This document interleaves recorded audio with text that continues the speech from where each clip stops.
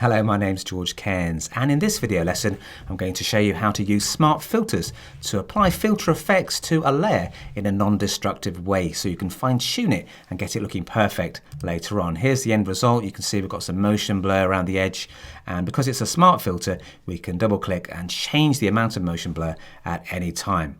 We're also going to use a layer mask to poke a hole through the blurred layer to show some of the sharper details on the layer below. And all of these edits are non-destructive, which means you can fine-tune the blur effects or any other filter effects you apply at any time, even after you've closed and then reopened the file.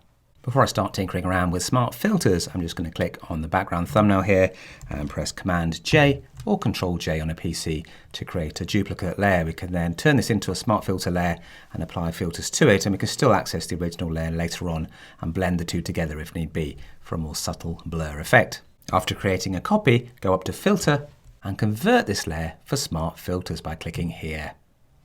This message tells me it's going to convert the layer into a smart object.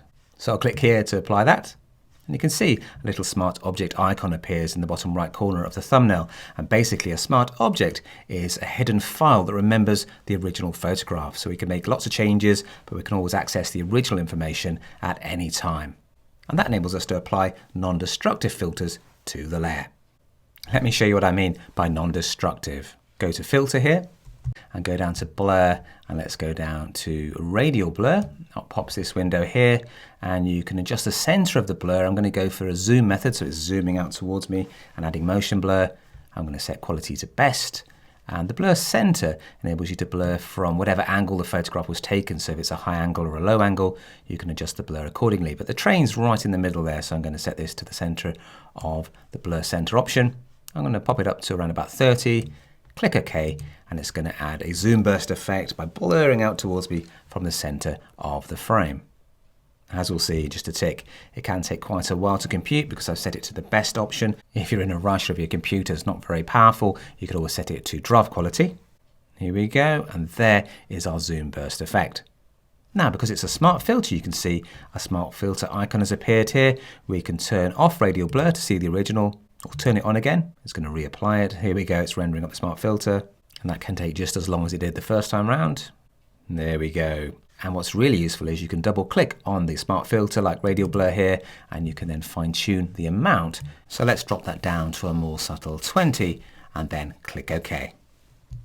And that's produced a more subtle looking zoom burst effect. So that's why smart filters are called non-destructive filters. You can double click and adjust their attributes at any time to fine tune the results that they produce.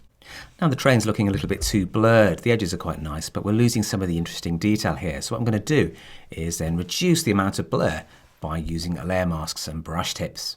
So let's click on this top layer here where the filter's been applied.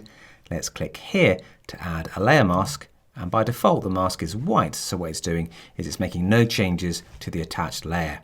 But if we spray grey or black on the mask, it's going to make the corresponding pixels semi-transparent. Let me show you what I mean by grabbing the brush tool here. I'm choosing a nice soft round tip from the brush preset picker, and I'm using quite a large tip as well to cover a large area. Let me just click outside to close that.